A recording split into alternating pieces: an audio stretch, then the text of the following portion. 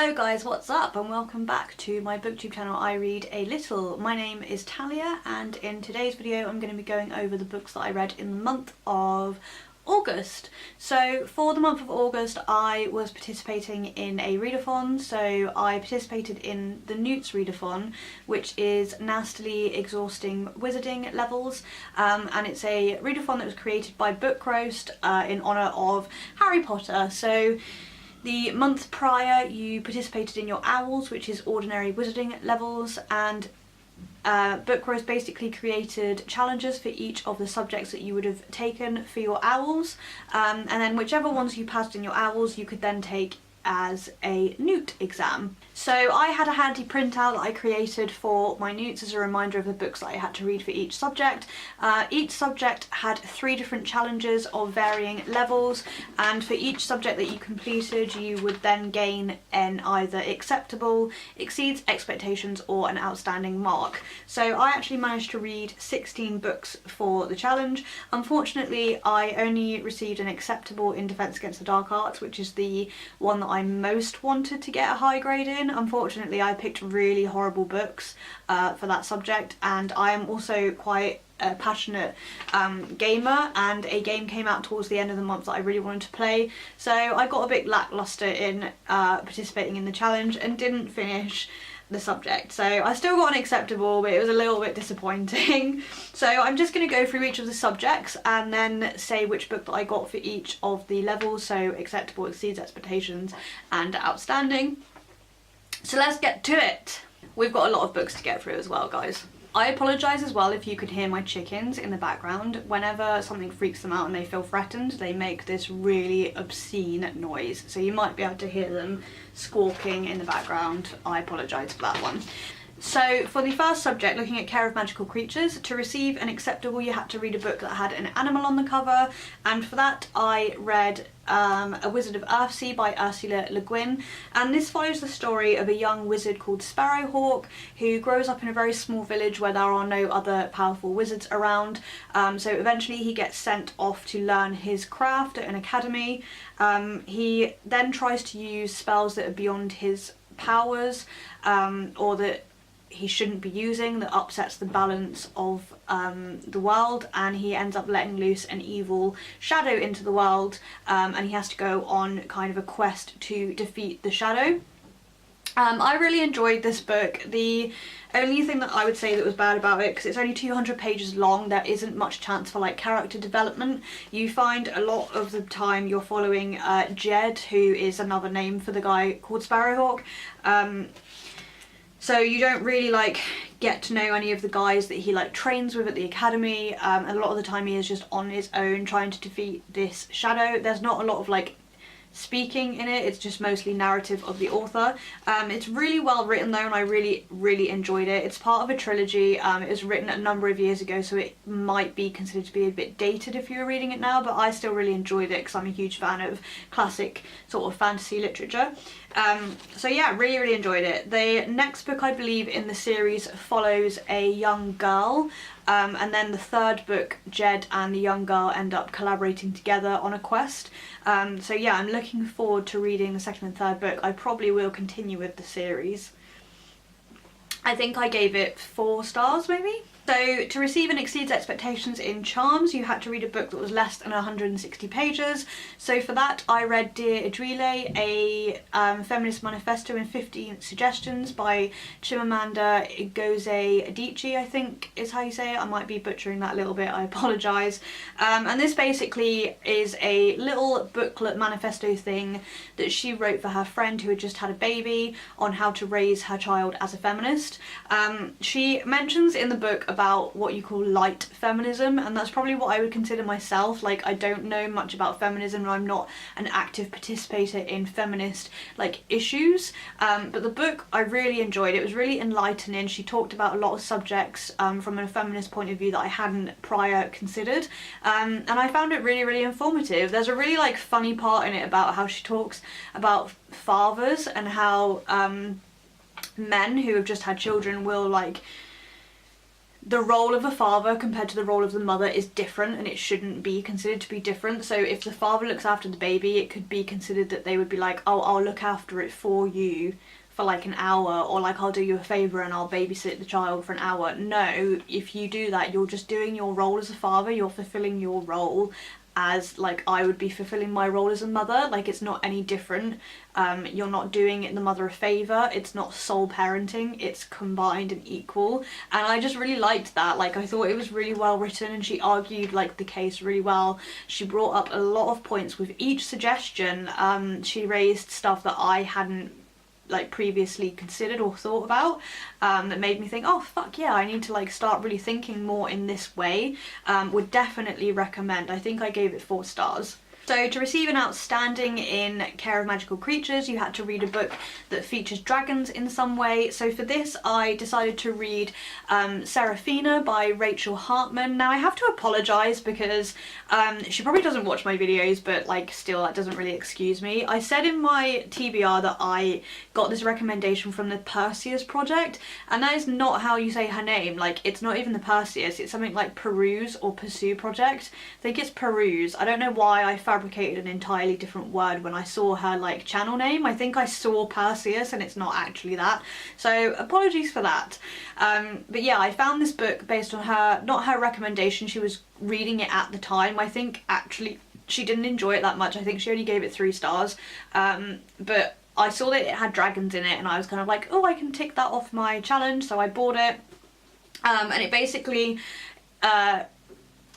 follows the story of a girl called Seraphina. She's living in a world where dragons and people coexist. I think there was a war between them a number of years ago, but since then a treaty's been signed that means that they live harmoniously together, but the dragons have to wear bells so that you know that they're a dragon in human form. And it's coming up to be the anniversary of the year that the treaty was signed, and the prince from the human side of the kingdom is found murdered, and some implications are put in place to make it seem like it could have been a dragon that murdered him. So there is a sense of like political unrest. So Seraphina, I don't think it's a spoiler to say because it emerges quite early on in the book that she is a half-breed, so she's half dragon, half human, and she's trying to keep this a secret whilst kind of becoming involved in the case of the murder, kind of against her will and kind of not, but she's trying to like keep her secret as well as solve this murder. I didn't really enjoy this. I kind of did and I kind of didn't. There were elements of it that I thought were kind of boring. A lot of the time she ends up going off and doing stuff that I didn't think was related to the story, and there wasn't as much plot progression as I would have liked. She's a music assistant and she's trying to organise the music for the celebration of this treaty, and she ends up going and like interrogating people and not much happens as a result of it. There's a lot of conversations in this book that I felt were pointless. The book probably could have been 100 pages shorter and still contained as much like interest and as much plot as there needed to be. So I just think that like it had a lot of elements to it that didn't need to be in there. And I didn't feel particularly close to any of the characters either. I liked Seraphina in ways and also not in others, but like she underwhelmed me. Like there was nothing about the book that I really enjoyed. It took me ages to read it. I think it took me 4 or 5 days, and it didn't like, I didn't go away thinking, oh, I can't wait to pick that book up again, unfortunately. So yeah, I think I gave it 3 or 3.5 stars. So to receive an acceptable in Charms, you have to read a book that has magic in it.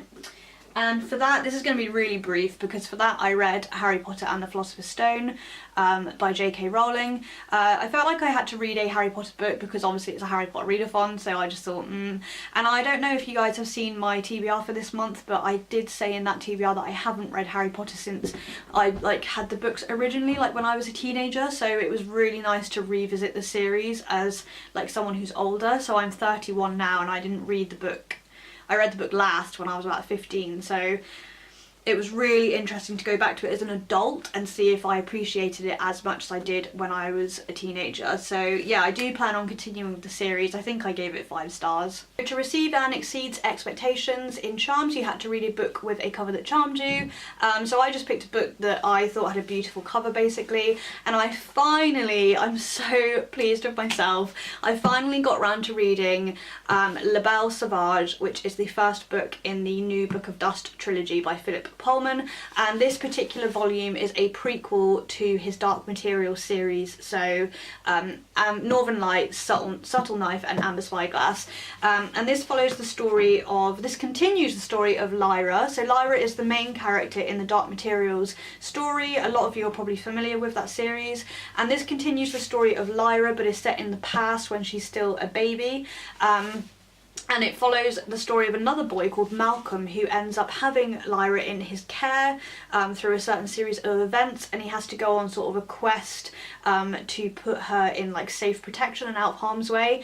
As it turns out, La Belle Sauvage is the little boat that he owns. I wondered why there was a boat on the cover of this book, and he's got a little sailing boat called La Belle Sauvage, and he ends up taking Lyra in his boat off on an adventure to try and put her into adequate protection away from certain organisations that want to harm her, because she is part of a prophecy surrounding the events of what happens in the Dark Materials series. Really enjoyed this book. It's so good. I cannot wait to continue with the series. It's very fantastical. There's a lot of magical elements in it. He ends up going to like lots of different islands on his boat, and on like the islands that he lands on, there's lots of like magical events and weird stuff happening. Like every place that he stops at has weird shit going on, and it was really kept me on my toes and kept me enjoying the book because something new was constantly happening. It didn't drag at all.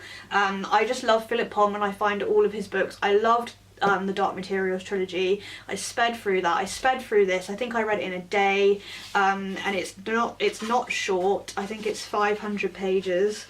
Yeah, 545 pages, and I read this in a day. I literally sat down morning to evening and bam, done. So enjoyable, definitely recommend. I think I gave it 4 or 5 stars. So to receive an outstanding in charms, you had to read a book that you thought would leave a mark, and for that I read Speak No Evil by, I'm just looking up the author's name, Uzodinma Iweala, I think is how you say it, and I think I gave this book 3, maybe 4 stars. It's really hard for me to rate it. So it basically follows the story of a boy called Nemu, I think he's called, or I'm just going to look it up because I don't want to get Neru. It follows the story of a boy called Neru who is living in Washington DC.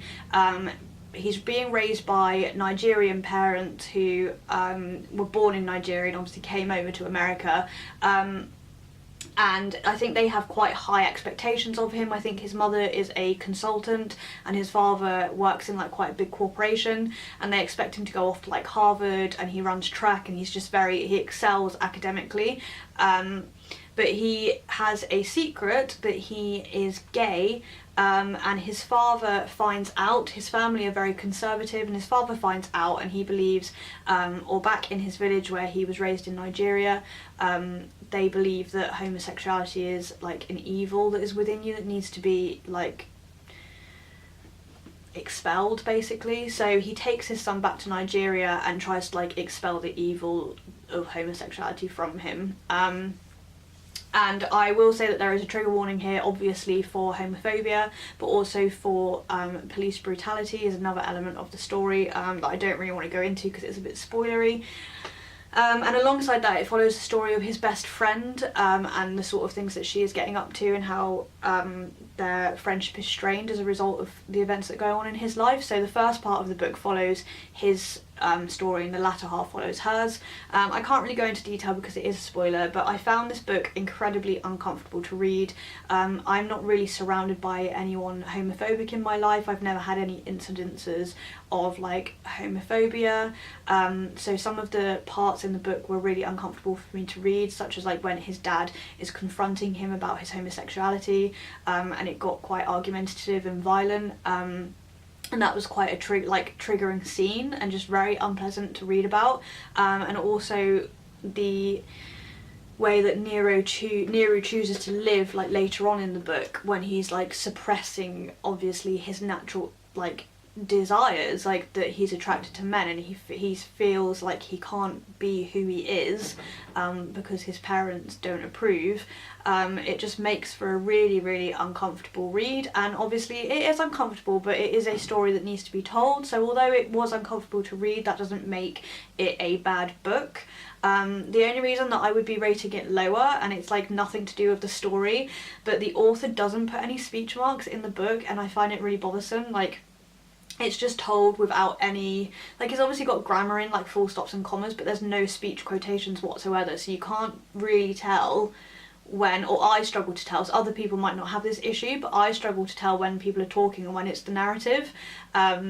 And that really bothered me. I don't know if it was a metaphor for like taking away his voice and that's why he didn't have any speech marks, but I really struggled to keep up with like what was going on and who was talking. That's the only reason that I would really rate it lower.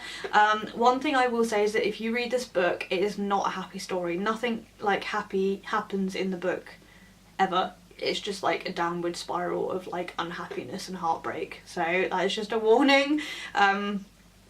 It's just sad. Like, I don't regret reading it, and I feel like these stories really do need to be told. Although it was uncomfortable for me, it's good to know that like shit like this is happening in the world, and it's not good to be ignorant of it, but it didn't make it any less unpleasant for me to read it, unfortunately. So for Defense Against the Dark Arts, the one that I only received an acceptable in, the challenge was to read a book that was last in the series, so I read the final instalment of the Dustlands trilogy by Moira Young, and that is Raging Star, I think it was called. So the Dustlands trilogy follows the story of a girl called Saba, her brother Lou and her sister Emmy, and they are basically living in a dystopian universe where a group called the Tauntaun are trying to recreate the world in their own eyes. So they're trying to create like a totalitarian utopia type thing, but only with people that they deem to be like fit enough or pure enough to be in their society, and everyone else are kind of like killed or purged basically. So Lou and Saba are basically part of like a renegade group who are trying to bring down the Tauntaun so that people can live in the way like that is equal amongst everybody. So this was the final instalment of that book. I would say the first book doesn't follow that story. It takes a bit of a weird turn. So the first book is about Saba going on a quest to get her brother back when he's kidnapped. So obviously, like, if you're going to read the series, it's a spoiler because he's in the second and third book. So yeah, it's a bit sort of like, I don't know, the first book is about something completely different, and then the second and third books are about like taking down this organisation. I loved the first book. The second and third were a huge disappointment. I don't know what direction she was going in. The story just dragged. Nothing really amazing happened. They just spent a lot of the time far-arsing around trying to decide like how they were going to bring this organisation down, talking about it. There was just like, they spent a lot of time just sat around doing nothing, and I hated it. They like, towards the end of the third book, she kills off characters that I just felt were completely unnecessary. Didn't see it coming, didn't see a point to it. There were so many parts in this book that were just like, what are you doing? And I think like the first book was just amazing. It should have just been left at that, to be honest, if she was going to butcher the second and third as much as she has. I'm so disappointed. I think I gave it 2 stars, really didn't enjoy it, was left completely disappointed at the end to the series. Obviously, like, there's no more books for that now, so that's it, and I hate it when a series ends in like a shit way. So yeah, I'm really bitter about that, and I just don't want to talk about it anymore. So for Transfiguration, you had to read a book that has a grey cover to get an acceptable, and for that I read Annihilation by Jeff Vandermeer. I gave this 2 stars. I thought this book was awful. There is no context, there is no explanation. You're just thrown into this weird situation where all of the people in it are absolutely mental and weird shit happens. I would recommend watching the film because it gives a little bit more context on the situation. So basically what I managed to garner, and this is only from watching the film, is that a psychiatrist or someone like that ends up entering into this place called Area X, where weird shit is happening, like weird supernatural stuff is happening. And I think in the film it is explained that Area X is expanding, so a government are sending people in to try and learn more about the area, and a lot of the people don't come back. They either end up killing each other, or weird things in the environment kill them. So it's very much a supernatural, kind of a horror but not really a horror type thing, and it was just fucking weird. Like, I didn't understand it. They didn't explain in the book what Area X was, why these people were there. We basically started by looking at the perspective of one of the characters when they'd already been implanted into Area X with a group of like 3 other people, and it just follows their descent into madness basically, and their suspicions about one another. They're not really given, I don't think the people going into Area X are given much information about the motives of the other participants. So there's a lot of like skepticism and a lot of like mistrust between each of the people. Like, they don't know whether one of them's like a mole for the government, or so yeah, not much is told about each of them. They end up turning on each other and things like that, and it's a very odd book, but it just literally just throws you into the situation. And I suppose that's done on purpose because they are confused about why they're there. So in throwing you into the situation, you are of the same kind of mentality as them, but it didn't work for me. Like, I just found it really odd. I found that the film gave a lot more context to the situation. It was just as weird, but it gave a bit more context. Just like weird stuff happens, and it's part of a trilogy, so I don't know if you read the 2nd and 3rd book, it would give a bit more background and a bit more character information, but it just didn't work for me. I didn't enjoy it. It's not the sort of book that I want to read. I'm not going to continue with the series, definitely not. So, to receive and exceeds expectations, you had to read a book that has a new author to you, and for that I decided to read Eleanor Oliphant is Completely Fine by Gail Honeyman.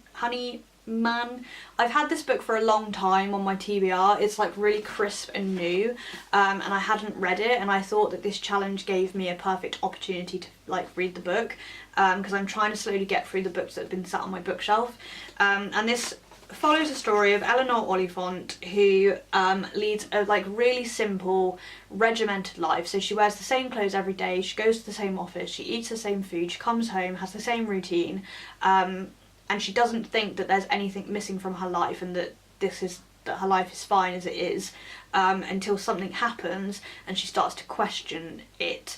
There's a lot more to the story than that, so she has her own weird history that ends up becoming unravelled as she meets new people and starts to make new friends. So she doesn't actually have any friends, and then she starts to meet other people. I really enjoyed this book. I think I gave it 4 stars. I would say that there are elements in it that do drag, but I really enjoyed the character development. I loved Eleanor Oliphant.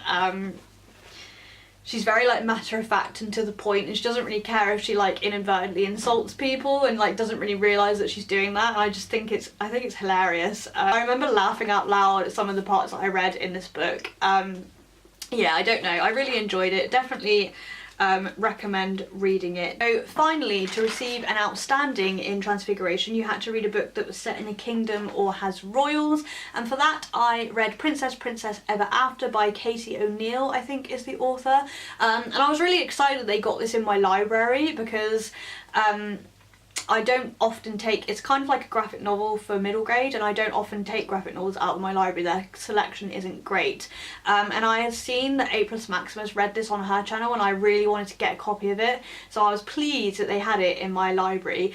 And this is a very, very short graphic novel for middle grade that follows the story of 2 princesses who basically fall in love. There is more of an element to it than that, so one of them is kind of like a knight type person, and one of them used to like lead a kingdom, but it's unfortunately like she's been expelled from it by her sister, so they go on a quest for her to like go back to her kingdom and take the kingdom back, and I really loved it. I really love representation of LGBT plus in middle grade fiction. Like, I just think that's absolutely amazing, and the illustrations on it, like in it, are absolutely beautiful, and there's like lots of little like creatures. Like, I think she has like think she has a little dragon or something, or she's got like a little pet that like follows her around, and it's so fucking cute.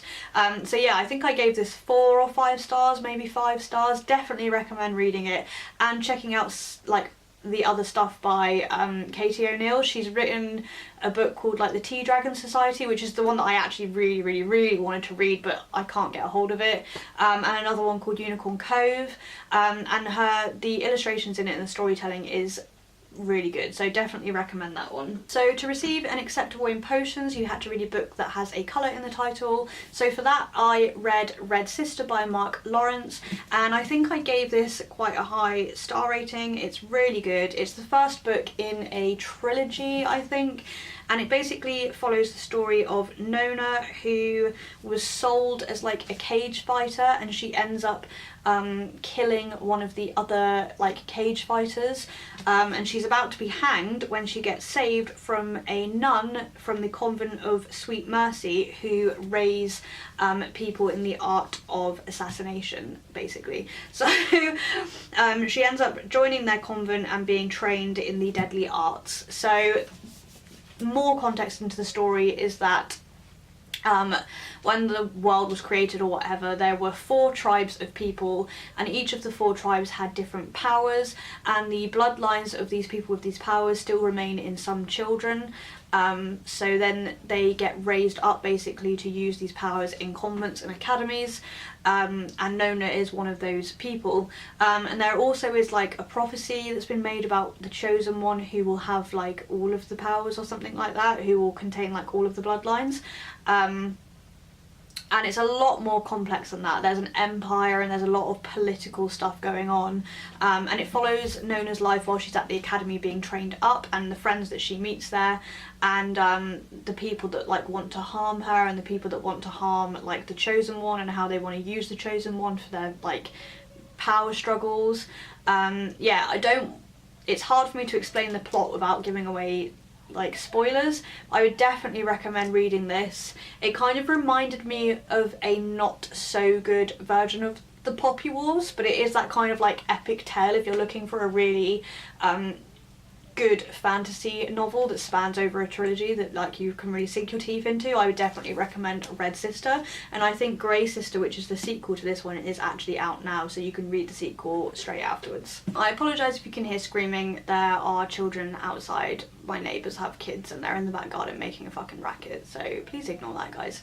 So to receive and exceed expectations, for potions you had to read a book that had a male lead character, and for that I'm reading Red Rising by Pierce Brown. And basically in Red Rising there are different civilizations that are segregated into colour groups. So the Reds are like living in the slums, and there is a group called Gold who are considered to be like royals type people.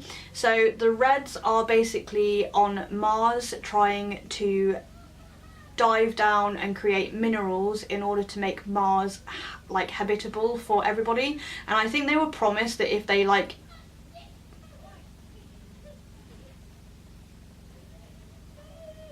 sorry guys, the kids are like having a right fit outside and it's distracting me. I think they were promised that if they helped to mine these minerals, they would then be allowed to live on Mars. So we follow the story of Darrow, who is a hell diver who dives down to gain these minerals, and he basically finds out that for a long time golds have already been living on Mars, and it's been kept a secret from hell divers who are basically being used as slaves to harvest the minerals.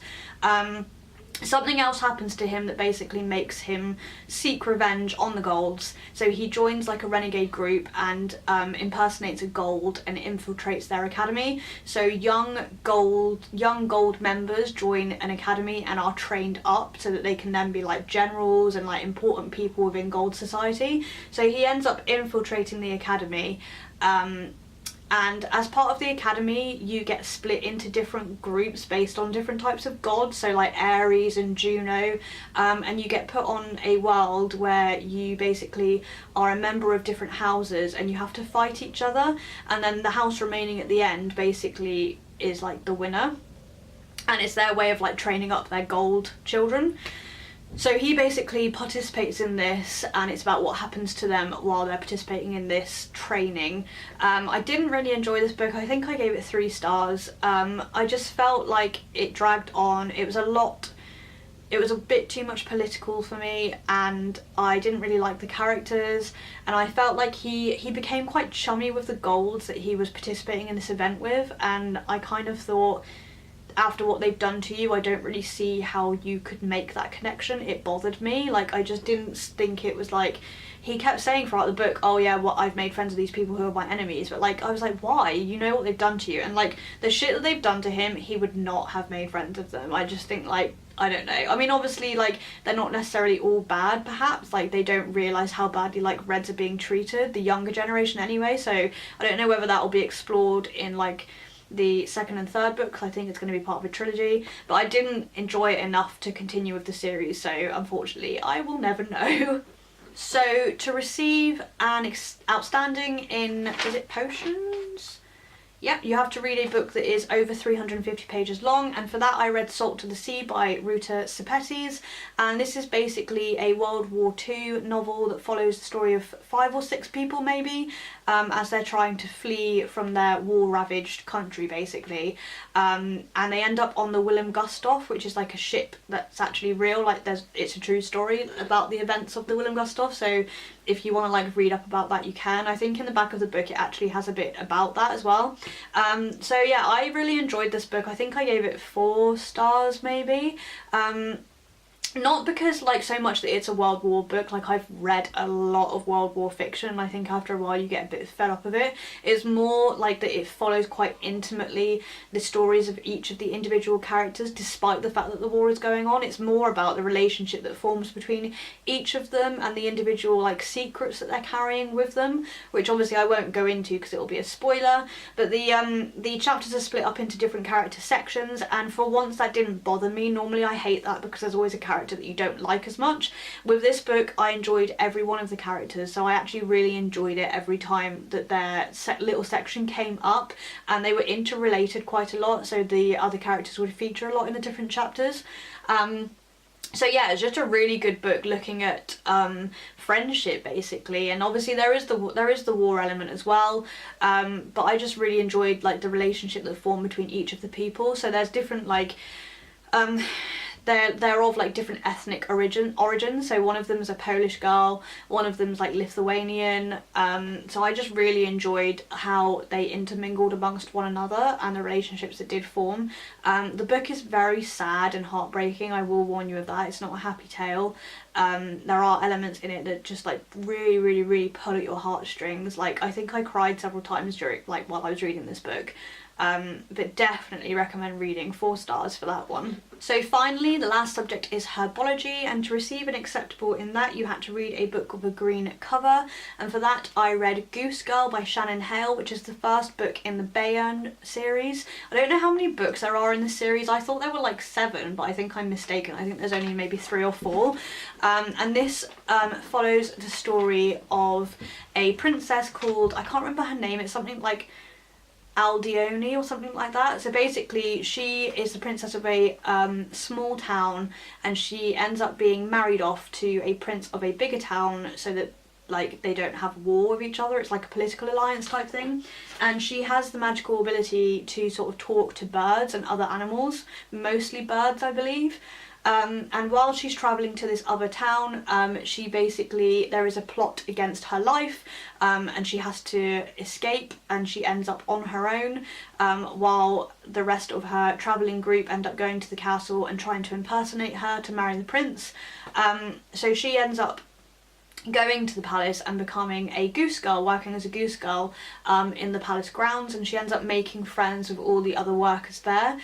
So it basically follows her story of how she makes new friends and what she's trying to do basically to regain her title against the person that's like stolen her identity. So a really good book. Although it's middle grade, I really enjoyed it. I loved the storytelling, I loved the characters and the relationships that form between each of them. There were parts of it where I was like questioning it, and then I had to remind myself that it's a middle grade book, so I was kind of like, why doesn't she just go to the palace and like be honest and say like, actually I'm the princess, and like, do you know what I mean? But like, again, I had to I was like, it is a middle grade book, so I don't know whether like as a middle grader you would be questioning these sorts of things, or whether you would just kind of be carried away by the whimsy of it all and just be enjoying the story. But I really enjoyed it. I think you can also read it as a standalone. The other books follow the story of like her friends that she makes. So a lot of the workers that work with her, with like the geese, she makes friends with. And I think the following books follow their stories. So she might still feature in their stories, but you could still read this book as a standalone if you wanted to. I probably won't continue with the series because I'm quite happy to read it as a standalone, but I wouldn't not recommend the series. I think if you really enjoy middle grade books, I would definitely recommend continuing with it. So to receive and exceed expectations in Herbology, you had to read a book that has illustrations. And I used this as a perfect excuse to pick up volumes 7 and 8 of Saga, and I read both of them.